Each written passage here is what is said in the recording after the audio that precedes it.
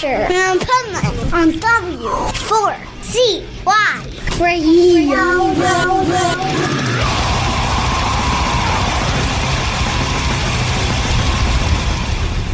Wake up, America!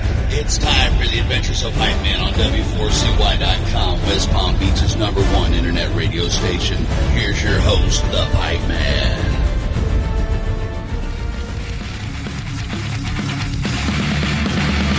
Raiding chaos, bring your God to war. Where is your bloody evil father? Within your church of hate, this sacred world, you chosen grace. Open the gate and embrace. This is the Pipeman here on the Adventures of Pipeman W4CY Radio, and boy, this is a treat because I was just on a ship. I'm usually like in another country right now, and meanwhile I'm only like 10 minutes from the studio with one of my favorite bands ever playing at this local Banyan Live venue, which is kick-ass in our part of town in West Palm Beach. So let's welcome to the show, Venom Inc. Hey, how you doing? Welcome, everybody, and thank you for joining us. And here we are at the Banyan Live tonight. Oh, my God. Yeah. I don't know if the people at the Banyan Live know what they're in for. It's It's like one of those venues that, you know, back in the day, they didn't know that the band was just going to totally destroy the venue. Yeah, you know, I think the thing... Oh, this is the Demolition Man from Venom Inc. And I'm joined by my partner in crime here. Curran Murphy, lead guitar for Venom Inc. Nice. And the thing is, you know, back in the day, the same thing now is, you know, when we have a digital world where the kids live inside their phones and they live inside the internet, which is great. It's an amazing tool, and it's like the world in your pocket. But what we experienced when we were young was that value of being there and the experience and the atmosphere. And so it's very important to us to give them that and to, you know, to look out during a show and see, you know, people our age or that are from back in the day, old school they call it, you know, is normal. But to see young people in front of you, wide-eyed, thinking, "What the fuck is this?" Well, is the most amazing feeling. It is, and here's a good example. So I was just on Shiprocked, and I did something because they had an 80s theme. So I brought on my battle vest from the 80s that I haven't worn since I'm like 16, and the patches on it are ripped. There's blood on it. Everything on there tells a story. I drew all these logos, and I was using it during interviews, and it was like all the bands are like, man, this is what we don't have today because now battle vests, you buy them pre-made. Yeah. And I'm like, what the fuck? Yeah. What the fuck is that? They didn't even have a Slayer patch back in the day, so I took felt and I put Slayer on there. People thought in L.A. that I was like a gangbanger, and that was my gang name. Yeah, no, I mean, nowadays everything is like prepackaged and so easy to do. And, you know, Tony was talking about, you know, like the OG fans, you know, the original guys from back in the day. And then we have all these, you know, young, 13-year-olds, 16-year-olds coming to the shows, know all the words, losing their minds when we start playing the legendary legacy songs. And then they know all the Venom Inc. stuff, too. And it's so awesome. And I feel like we've had, you know, a generation raised on smartphones. Mm-hmm. And everything's digital. Everything is through a screen. And they're... Even live shows. And, well, but this is where I'm going with this, is... These kids come to these shows and they get pummeled, inundated with audio, with sound, being moved by the actual air that we're moving on the stage. You know, yeah. I jokingly the whole tour I've been calling it the ultimate analog experience. I love it. Because we're not using amp modelers, we're not going through the PA. You know, I have 4x12 guitar cabinets smashing air off the stage into these little kids' faces who I don't think they've ever experienced it. And there's a magic there and an excitement that happens when you hear somebody just go raw on a guitar chord. It's like, fuck, I want this! And totally. And so I seriously think that we're coming to where this young generation is going to become addicted, like with vinyl. Who in a million years would have ever predicted that vinyl would be the thing? Yeah. And that analog experience of having to flip the record Right? Buying the record. We were just talking about it with Ollie here. About opening up the record and looking at the artwork and reading the lyric sheets and that analog experience, that quaint little funny thing. Oh, you have to pick up the record and turn it over. Right. Instead of, Spotify, where, you just have 10 million options and there's no value to any of it. Well, we were no just matter how good talking it about is. that. Now, think about some of the best songs in metal history. Most kids today, from something like Spotify, would not even get to the good part. You take, like, Battery, okay? Swipe. Like, you would swipe before it got to the brutal part, and we were talking about Fast as a Shark. Kids today wouldn't know one of the most iconic songs. Yeah. Because they would hear that and like, what is that? And move on. That's it. And when we, because we couldn't, like when, let's say Motorhead, one of my favorite bands, they were bringing out a new album. They'd bring out a 7-inch. The B-side wouldn't be on the album. The A-side would probably be the title track. That would be it. So the only thing I could ever hear from the album until the album was released was that single. Yeah. That got me excited. They were then coming to play in town and the album would come with them. I didn't know what they were going to play because nobody would photograph the set list and put it on Facebook for me to read it from 30 dates away. So I had to be there to hear what they were going to play. So my anticipation was already through the roof. And then I could buy the album of those songs I just heard and, I would take it home. You'd order it probably. You'd go to the record store, buy it, sit on the bus going all the way home, grabbing it. You'd get in. You'd have to take the cellophane off. There's a whole process of getting the album out, smelling it, touching it, putting it on, listening to the first side while you stared at an album cover.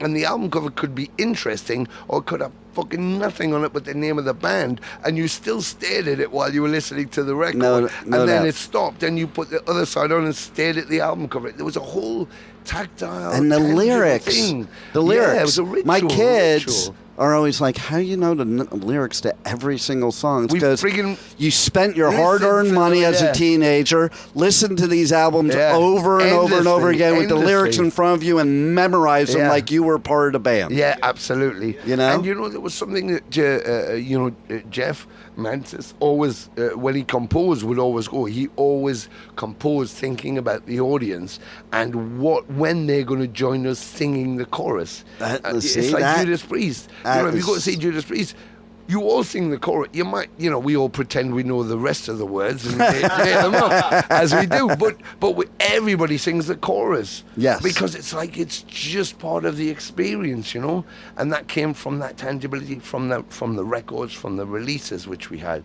So by the time you got to a show, you were ready to sing the whole show for. And I've seen Halford do it. I've done it myself when my voice went one show in the old days. And I've seen a million acts where I've gone there and they just hold the mic out to the audience. Yeah. And I remember some guy called me... Especially when they forget the lyrics. Exactly, yeah. But I've been at those shows, like they forget that, you can tell they forgot the lyrics. Exactly, yeah. But also some guy there is that, of course, but I remember some guy at one show, I can't remember, Queensryche maybe or something, and he went like, I paid a ticket for hear him sing. I don't want to be singing.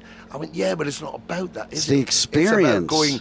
You're part of this. And you made that person, like, those are memories I have forever. That type of stuff. Yes. Going all the way back. And then you and I were talking about this before the interview. But so I lived in L.A. and I used to go to this record store, Oz Records in the Valley. All us metalheads went there. Yeah. And there was this store clerk there. And you used to go in and he would hand you albums. And I remember the first album he ever handed me was Welcome to Hell. And like I was telling you, there was nothing like that before that. Like you were listening to Priest and Maiden and, and then I remember going home and I looked at the cover and I was like, oh, that looks cool, because that's how we picked it out and we didn't know what it sounded like. You looked at the album and it was like, that looks cool. Whoa. Or the people, whoa, they look cool. And then you listen to it. Or the record label.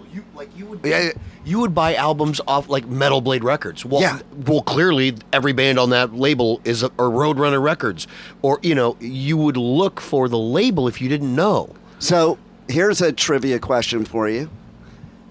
You mentioned Metal Blade Records.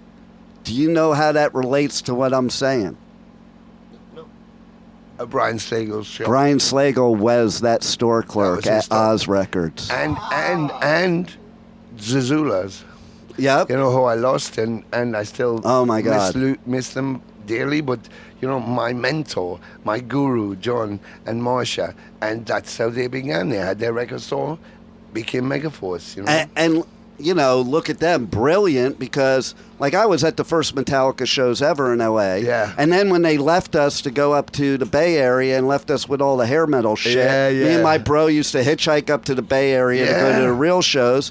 And then they went to Jersey. I'm from Jersey, and the Old Bridge Militia, I moved back to Jersey. I lived near there. Yeah. But Johnny was the only one that put Metallica on the map. Yeah. Okay? Because before that, Yeah. nobody was putting them on the map. No. Okay? Yeah. And you wouldn't have Metallica today if it weren't for them. You wouldn't Absolutely. have other bands because No. if it weren't for Slagle. Yeah, You know? totally. And I told him a few years ago, I was like, man, you were just brilliant. That was like the most brilliant marketing move ever. And he's like, I didn't mean it that way. I was just a store But clerk. that's, y- that's the amazing know? thing. The John and Marsha didn't mean it that way. Brian never meant it that way. Neat Records, you talk about Neat Records, you know, Tigers, Raven, Venom, all.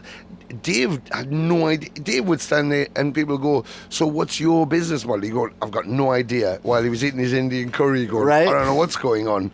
So it was driven, the point was, it was driven by the kids. Yeah. And the artist can be the artist, but you know, if you talk to the artist, there's still those kids. Chuck Billy, he's still a kid inside. He's still that Bay We Area all are. kid. I'm the Everybody- first Bobby one to Blitz. jump into a pit, and I've But had two still, heart attacks. There you go. Exactly. You know? Exactly. And these were just. It was a scene that was created by the fans for the fans, and it's still the same way. And the corporates call it underground because they can't make cash from it. And when once they can make cash from it, it kind of legitimizes it. But it is legitimate. You know. It's like I said earlier, you know, the corporate companies who are the money, and everybody goes, oh, if we could just get a record deal. What do you want a record deal for? All your best photographers, your best creatives, your best artists, your best journalists, your best musicians are already in the underground. They poach in to pull you out so you can make a living at it, but we're already here. Imagine if we all just went, you know what, fuck you, and just held hands. We are the industry. Well, you mentioned that other devil company over there, and like, if every artist in the world took their music off of there, Yeah, then what are they going to do? exactly. And I have friends that have done that, but unless everybody's doing it, it's not going to do nothing because it's such a super powerhouse. You need Yep. every Yeah. single band in the world to and just. I think, you know, when metal was first becoming, you know, it was like Tony was saying, it was run by a bunch of kids. Yeah. And so the kids that could play had the bands, and then the kids that couldn't play but loved the music were the fans, and the roadies. and the roadies, and they just wanted to make it happen, and then, you know, if it feels like it was just a gang. Everybody was a gang. So even if when you're trading tapes with someone in the UK, someone in LA, someone in New York, someone in Elkhart, Indiana, and suddenly you run into them, and it's like, oh, dude, it's you. You're ready to kill for each other. You're ready to take a bullet, take a knife, whatever. And that gang mentality of what metal is something that, you know, again, corporate whatever can't manufacture that. They can't make that out of plastic and put it in a shiny box and make you buy it. And thank God there's guys like you that have kept it real, because, you know, metal almost got destroyed because of the bands that did submit and not keep it real. I sat backstage when some of these bands that were cool before, that were like, the record labels were like, okay, you're going to dress like this, you're going to play your music like this, and I wanted to be in music at the time, and I was like, fuck this. I'm not posing out for this shit for music. I'll pose out in the business world. I won't do it in music. And that's the thing. Metal and music is something that it's a passion, you know? It's just, and it's it what shouldn't you be do. turned into a business. It's just what you do, you know? And I mean, if you can, you know, coin or use a modern turn of phrase, if you can monetize what you do, metal. Yeah, you should make money. And you can, then you will be able to make your money. You will be able to have your element of it as your business. I think that's it. I think that's a key thing, and I think the key point is how much money do you want to make? Like, you know, because kids will look and go Metallica. You know, James has like 50 cars, and Lars deals with oil painting. They also don't know when he was eating bologna sandwiches for no bread for 10 years. Sleeping in a fucking van for 3 or 4 years. Four bands on a floor in a room. Exactly, and that's the bit they miss out. And it's like, so you want to make money, but it's. You know, you're investing in people, you're investing in art, you're investing in your creativity. You're not selling fucking mushrooms from a fucking mushroom farm or tires from a tire factory. Artists deserve to get paid.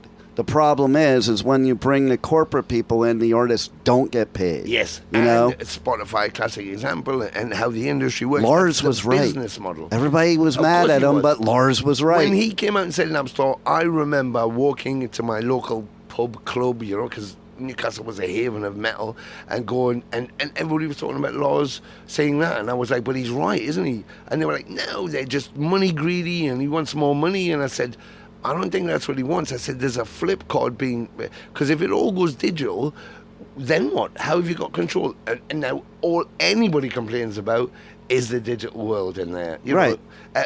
But for a corporation, as a business model, why would you want to pay people to sell your records, tote your records around, build your records, store your records? I mean, amount of money that costs to have storage, to have printing things, well, that's a lot of money. If I can just go, there you go, it's digitally online, I pay one kind of service fee for all my catalogue, and then I make money from that. Mm-hmm. Brilliant. But then you have like a Peter Frampton going, taking them to court, going, my biggest single of all time, which has got a gabillion downloads, and I get a check for 40 grand. Right? What?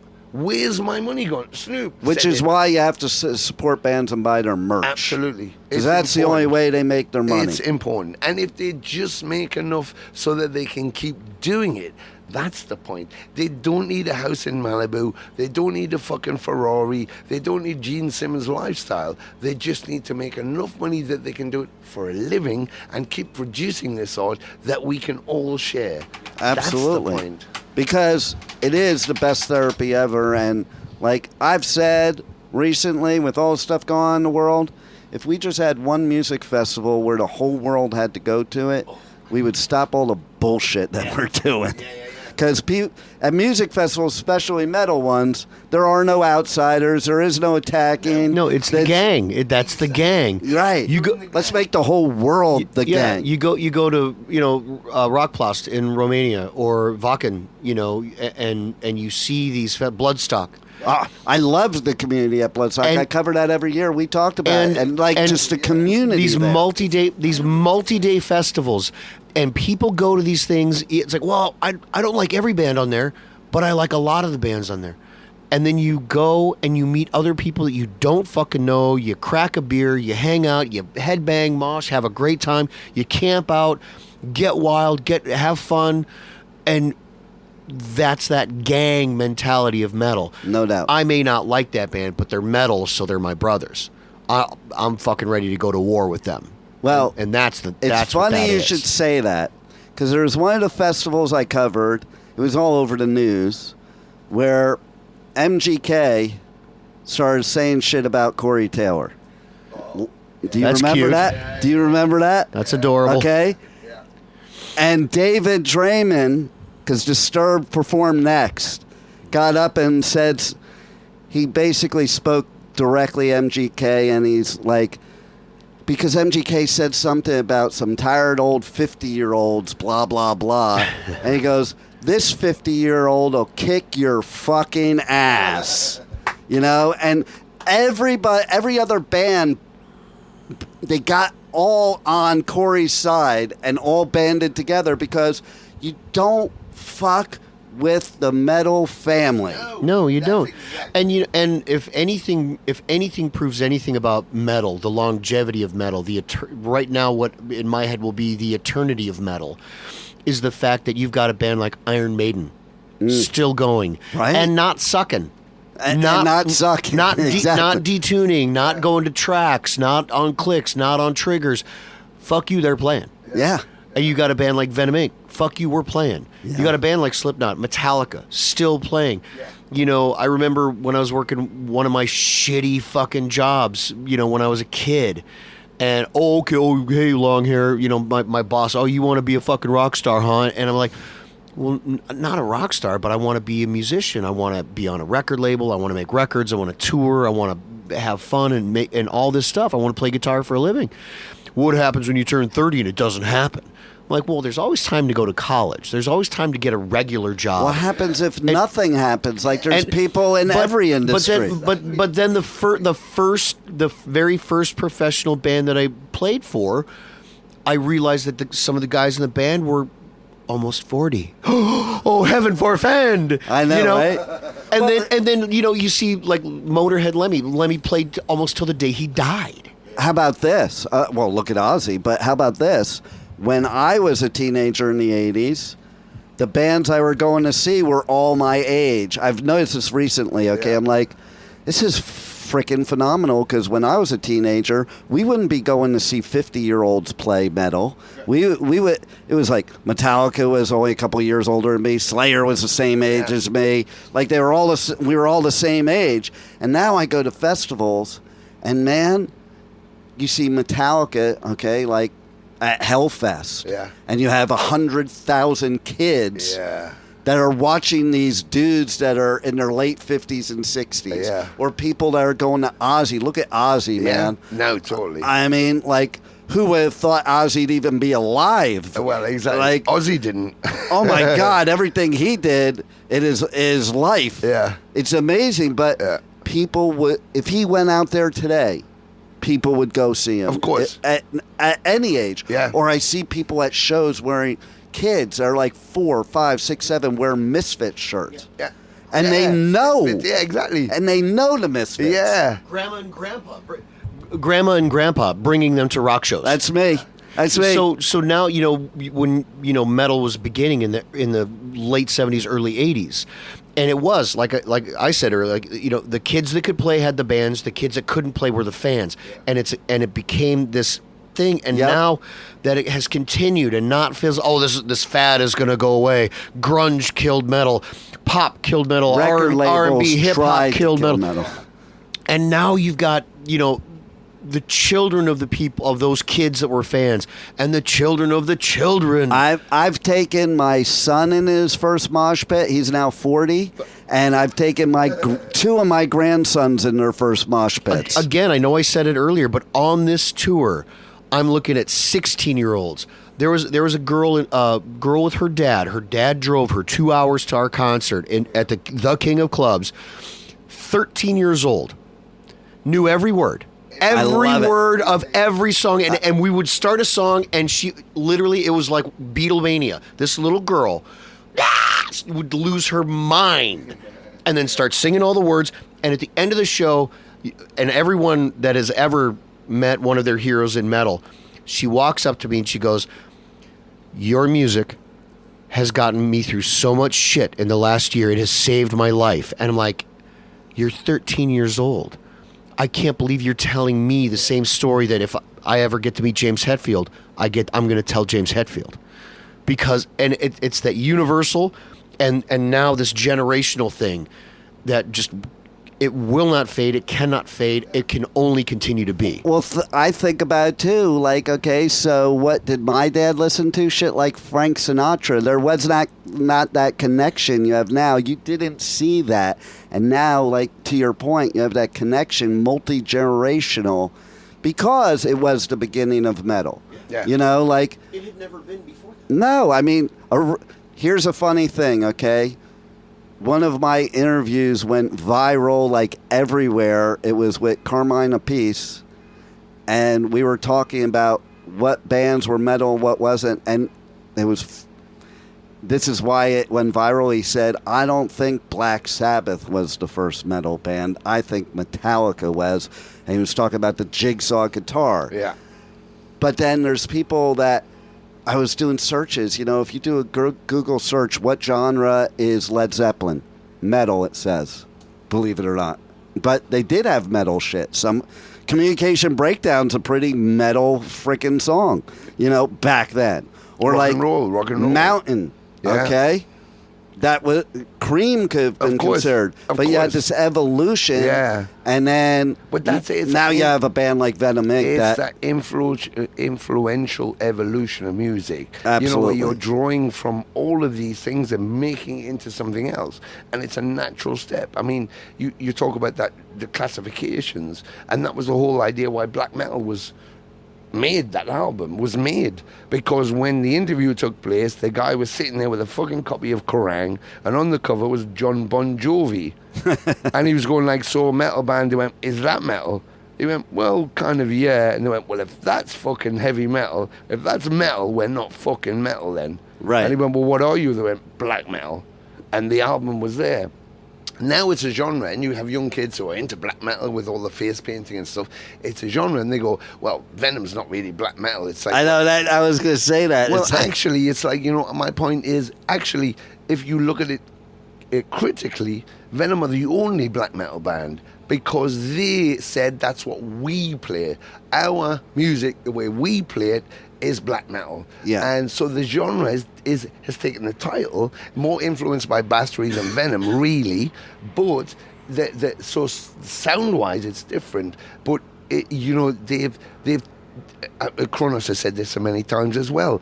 They should have maybe called it something else, because now you have 50 black metal bands that all sound similar. Well, And that's it's like, something I talk about all the time now. It's like metal almost has an algebraic equation nowadays to make the songs. Yes. Whereas back in the day, It didn't have any rules. everybody was experimenting, so There was nobody no sounded rules. the same. You couldn't have got prog rock. You couldn't have got Yes if they were. You couldn't have got Asia if they were trying to paint by numbers. Nobody painted by numbers, and that's why you cited Zeppelin, great, or Purple. You couldn't. Were Purple metal? Probably not. Probably blues. No, but then you listen to Speedball, fucking hell, Fireball or whatever, and at Speed King, they were. It was blues, but it was fucking metal as well. So it's like, there was moments happening all the time because they just didn't have any rules. Well, that's like Metallica was originally considered power metal because there was no such thing as thrash metal yet. And that's what Venom called themselves, power metal, on the record. Yep. If you look at what does it say? It doesn't say black metal, it says power metal, and Metallica's power metal. Because it was like, well, we want to say that we're in this boiling pot of this area, but we're not copying each other. We're influenced by each other, but we're not copying each other.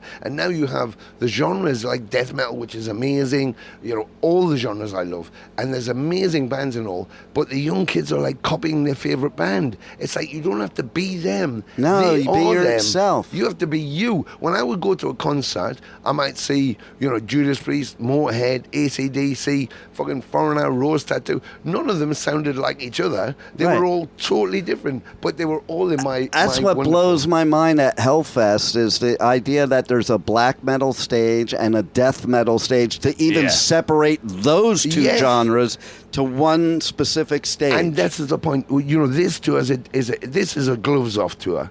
It's fucking bare knuckle fighting because I have one band with us, Salem's Child, who are promoting the record through Pavement, and they're amazing, but they're very different to us. And then the undercard, I wanted to leave clean, so I want the best bands from wherever we are to come and play. So when people say to me, "Well, metal's really shit here, and there's not really a lot going on," it's like, all these bands are right on your fucking doorstep. Get off your fucking arse like we did and go and listen to it. It's right there. You only have to go to the tree to pick the apple. If you don't go to the tree, you have no apples. It's outside. Get off your arse and go outside and pick one. Don't wait for your mum to come back from fucking Walmart with them. They're right fucking there. Go taste the fruit. And that's what it's about. So that's why we're doing it like this. So it is stripped down. It is just in your face, but it's exposing the great wealth of music that was spawned from America.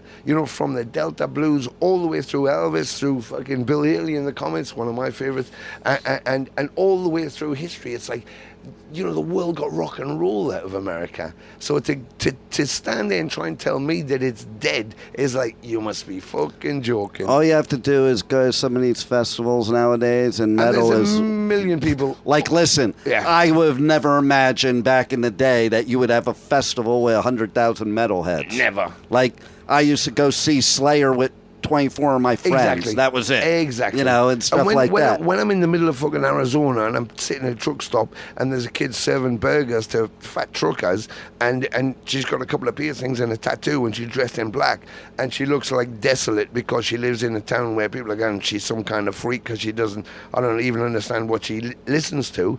And I touch her and go, you know, if you go online, which is the advantage of there's another person on the other side of the planet you don't know, you've never met, feels exactly like you. And if you come to Vakken one day, you'll see there's a million people who are just you. That's your community. That's who we are.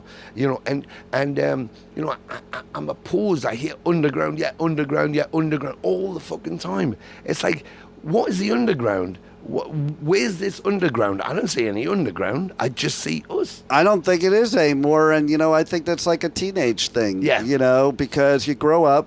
I mean, that happened to me.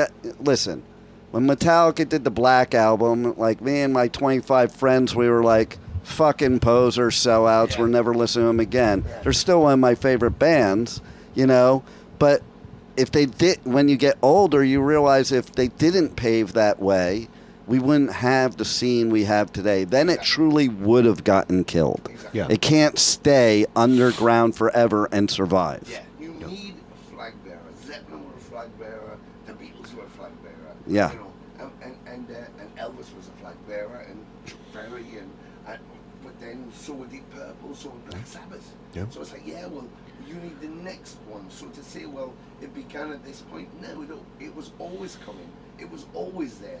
We were just discovering as technology improved, guitars improved. Yeah. You know, Gibson, Fender, when they were making their first guitars, you know, and it just gets better and better. It's endless, Yeah. and it's going to be amazing. And I'm still profiting that, you know, from the pandemic, that what's going to happen is we're going to have the next evolution. It's bubbling right now, and it's going to pop up. And it could be the next Pantera, or it could be the next Metallica, or it could be the next whatever. But it's coming. And I just think, you know, those kids were locked down. What could they do?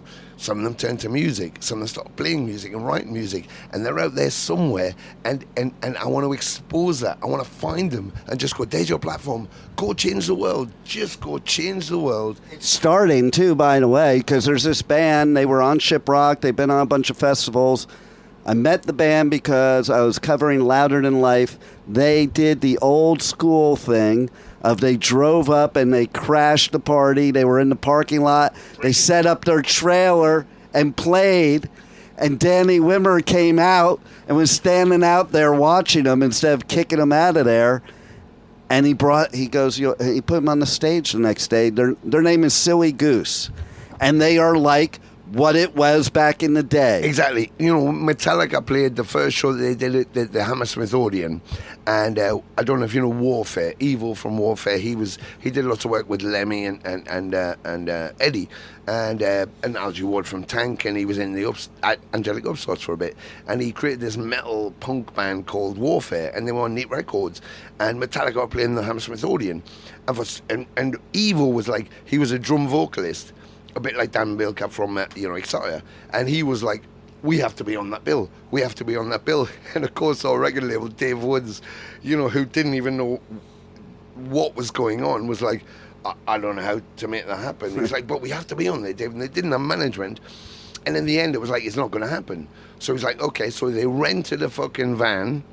They put all their gear in the van. They drove down to Hammersmith Odeon, and they pulled up outside in on the pavement. So off the road, on the pavement, they pulled out, threw the back down really quick, set everything in with their generator and started playing.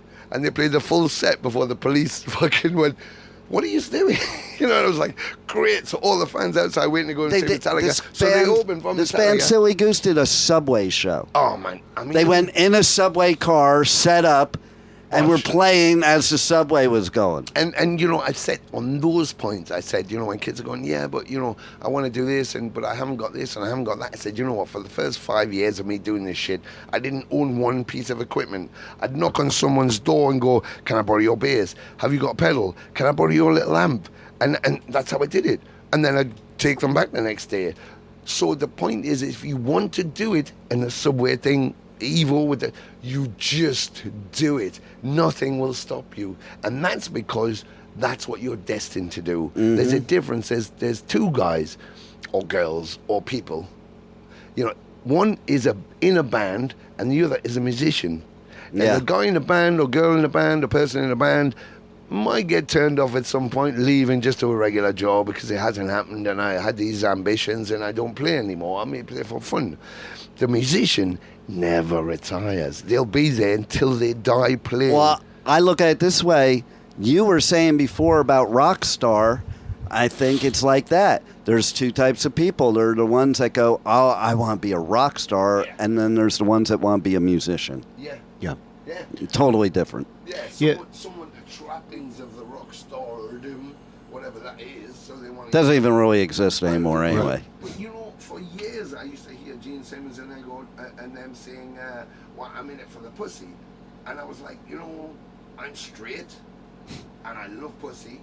But I was never in it for pussy. I was in it to play music to people because I spend all my time talking to people because I love their energy. I like seeing the glint in their eyes when I get You know what excited. happens when you're in it for the pussy? You become a hair metal fucking band. Probably. Well, we're definitely not hair metal, as you can see. Exactly. Yeah, right? Exactly. And I have to say, like, what the hell? What? That's why metal went away for a little while. Yeah. Not because of grunge. It's because you took metal and made it not metal. Yeah, it needed to be purified. You know, I remember when grunge was happening, and everybody was like, "Well, dude, are you pissed about grunge killing metal?" I'm like, "Didn't kill my metal. No. I'm still doing what I It's do." an interesting thing. Vulgar display of power. Look at the front of the album, Pantera. Yep. It's Yep. not getting punched in the fucking Yep. face. And that- how much more like in your face does that want to be? And you know, the timeline of what grunge was, of what happened, you know, is so short. Yeah. It's only a few years. And really- the number one records at the height of grunge, the Black Album, Far Beyond Driven. You know, I mean, motherfucking hitter records. Hitter records. And albums that we're still talking about today that still sell 1 million copies a year. And where's grunge? Exactly. I mean, there's still, you know, hey, Stone Temple Pilots and all, you know, And listen, everyone's Kurt died from Cobain heroin. was and a this- Kurt Cobain was a punker. He was a punk guy. He hated the fact that he became huge. Yeah. Totally. Fucking hated it. Totally. He stopped touring when they were on a big tour because he just wanted to sit in the room and play music with Courtney. Yep. He didn't want all that other shit. Yeah. All that other bullshit. I think because fundamentally it wasn't about the rock star. It was about the expression. He was an artist, you know, and Grohl will say the same thing. You know, he was an artist. He wanted to just express himself. You know, a Lou Reed or, you know, Velvet Underground, that kind of thing. It's one of the things when I hear people say, you know, negatives about Glenn Danzig. You know, we toured with Danzig. He was amazing to be with. He was so generous and so kind. And I'd watch him and just think, you know, he's misinterpreted. That guy is... Because people like is to an talk Andy shit without knowing the without person. knowing. They just look Yeah. at... He's an Andy Warhol, or, you know, he's just out there. Tom from Triptychon, you know, Hellhammer. The same kind of person with his relationship with Guy. You know, he's like, he sees everything as images and art, and I'm like, fucking hell, these guys are painting. They're painting. That was a perfect example, too, because that was another album that was handed to me by Brian, was Hellhammer. Yeah. And, like, I was just, oh, my fucking God. And, you know, kids today...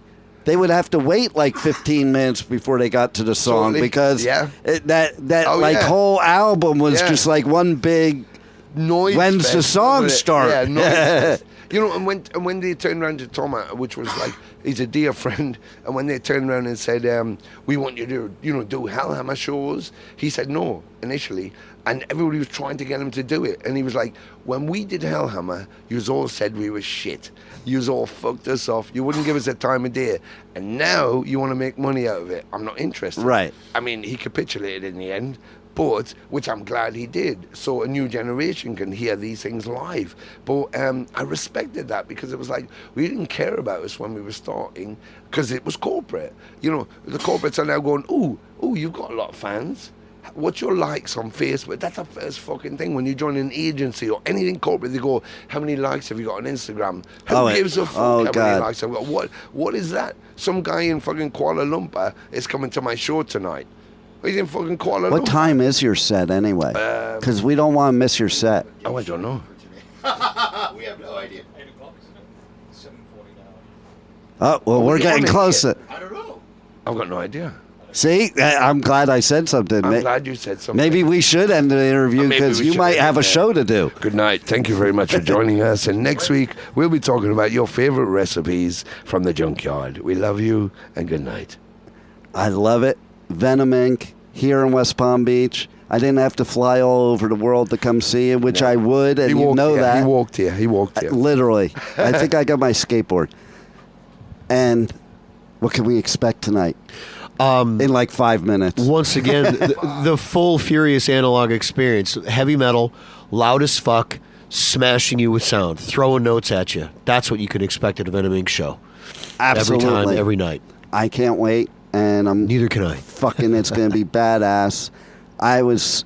There's not many times, because I do this so much that somebody could say, wow, I'm super excited. You know, I love it. I'm excited tonight. Because we're going to be at Venom Inc. I'm excited every time I get on the stage. That's the way it should be. Time. That's the way it should be. Yeah. That's why bands like you are great, is that attitude. Because it portrays when we're watching you on stage. So I love it. Thanks, you guys, for being here. Yep. Thanks for having us. being on the Adventures of Pipeman. Yeah. We love you. Good night. Thank you for listening to the Adventures of Pipeman on W4CY Radio.